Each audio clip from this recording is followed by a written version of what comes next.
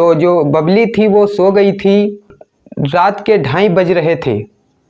तो बबली काफ़ी ज़्यादा नींद में थी और वो जो राकेश होता है उसका जो है दिमाग घूम जाता है। उसके मन में गलत भावनाएं आने लगती हैं और वो इधर उधर देखता है, उसे जब कोई नहीं दिखता है। तो भाई लोग, आप लोगों के लिए मैं एक मज़ेदार कहानी लेके आया हूँ और हर रोज़ मैं आप लोगों के लिए एक मज़ेदार कहानी लेके आता हूँ। तो अगर आप लोग इस चैनल पर नए आए हो तो चैनल को सब्सक्राइब कर लीजिए और वीडियो को भी लाइक कर लेना। तो अब चलिए हम बात करते हैं कि ये कहानी कहाँ की है। तो भाई ये कहानी है उत्तर प्रदेश में, एक गांव पड़ता है।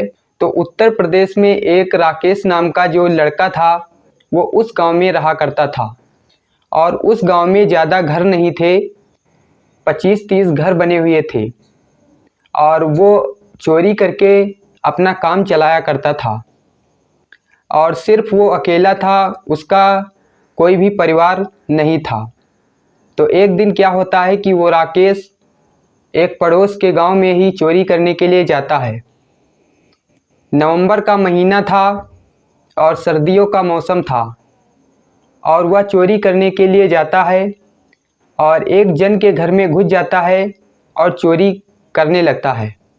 और रात के 2 बज रहे थे। एक पायल और कुछ पैसे, इतनी चीज़ें वो चुरा लेता है।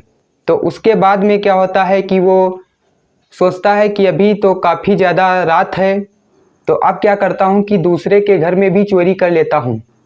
तो वो क्या करता है कि दूसरे के घर जाता है चोरी करने के लिए और उस घर में सिर्फ 2 कमरे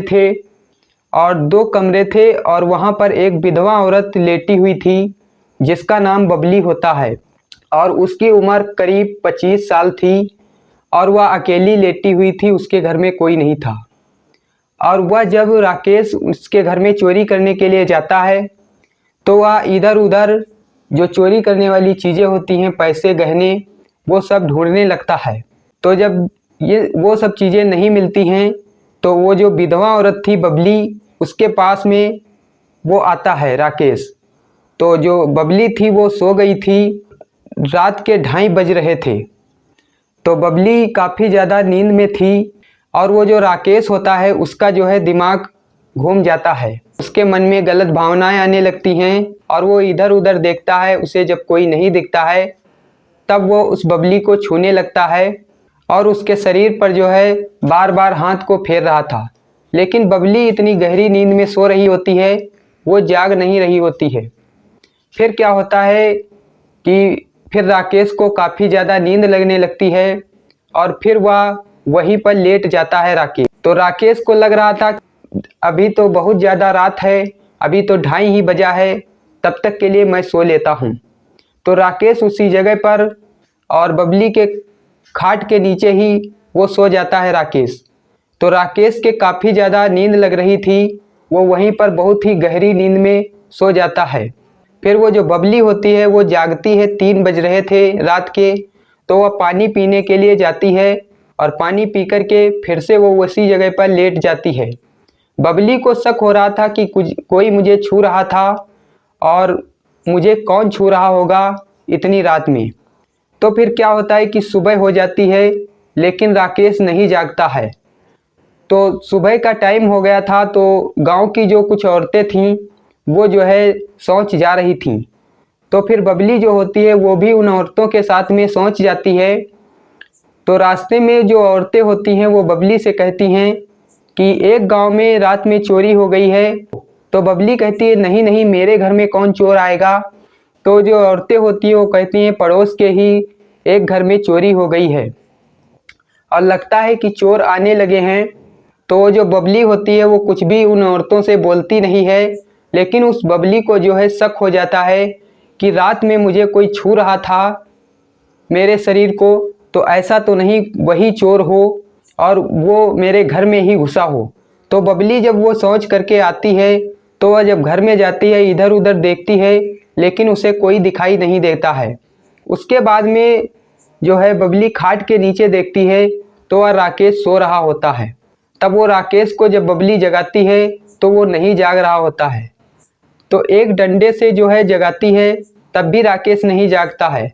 फिर क्या होता है कि बबली पानी लाती है एक गिलास में और राकेश के ऊपर फेंक देती है राकेश जग जाता है। राकेश फिर हाथ पैर जोड़ने लगता है बबली के, कहता है कि आप इस बात को किसी से मत बताना। फिर क्या होता है कि सुबह के जो है 8-9 बज रहे थे।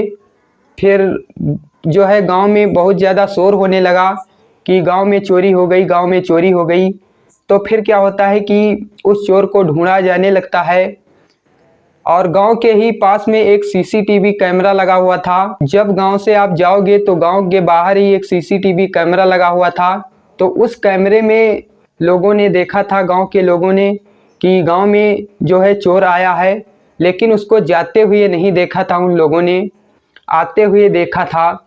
तो गांव वालों को ये शक था कि ऐसा तो नहीं अभी चोर यहीं पर हो। तो वो जो गांव वाले थे वो ढूंढ रहे होते हैं चोर को। तो वो जो राकेश होता है वो हाथ पैर जोड़ने लगता है बबली के, कहता है कि मेरे को मत बताना, नहीं तो गांव वाले मुझे बहुत ज़्यादा मारेंगे।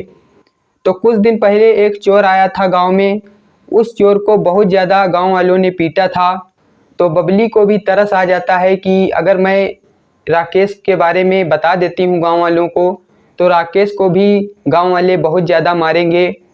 तो इसीलिए जो है बबली नहीं बताती है गांव वालों से और राकेश से कहती है कि आप यहीं पर छुप जाओ।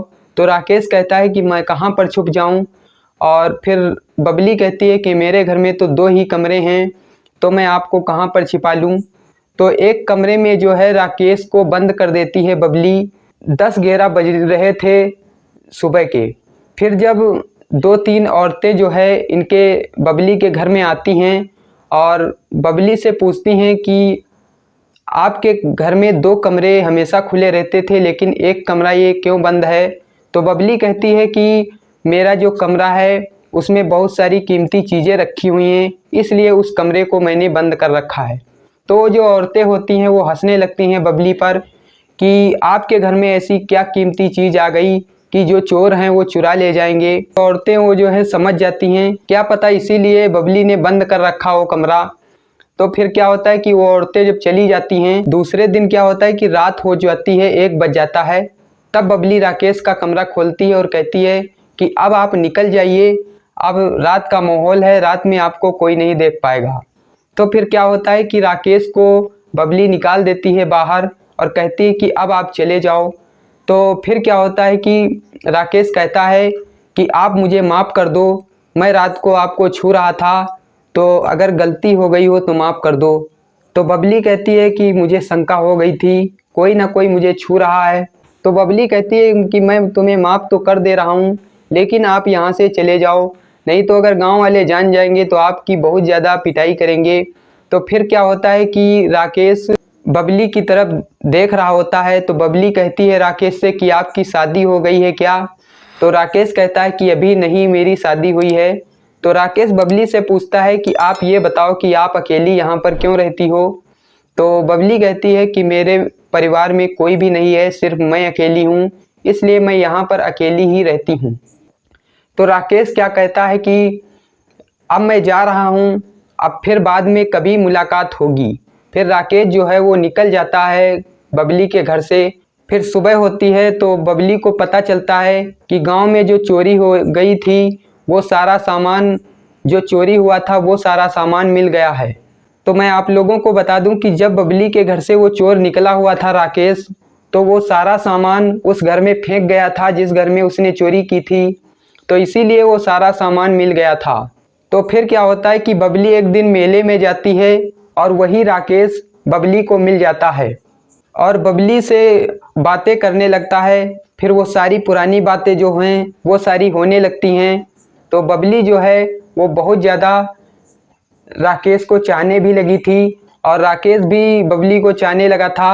तो ये सारी बातें होती रहती हैं। उसके बाद में क्या होता है कि वो दोनों लोग एक दूसरे से शादी कर लेते हैं, क्योंकि इनके घर में भी कोई नहीं था और उनके घर में भी कोई नहीं था। तो वो आपस में लोग आप रहने लगते हैं और उनकी जो ज़िंदगी होती है वो अच्छे से कटने लगती है। तो भाई इस कहानी को सुनाने का मकसद ये नहीं है आपको परेशान करना, बल्कि आपको सचेत और जागरूक करना है। तो आप लोग सीखिएगा कि आप लोगों को ऐसे किसी को अपने घर में नहीं रखना चाहिए। अगर कोई चोर आया है तो बता देना चाहिए गांव वालों को। वो चोर आपके साथ कुछ भी कर सकता है। तो इस कहानी से आप लोगों को क्या सीखने को मिला, आप लोग कमेंट करके मुझे ज़रूर बताइएगा। और कमेंट बॉक्स में अपना नाम और ज़िले का नाम कमेंट बॉक्स में डाल देना, ताकि मैं अगली वीडियो में आपका नाम ले सकूं। तो अब आपको मिलूंगा मैं अगली वीडियो में, तब तक के लिए जय हिंद, वंदे मातरम।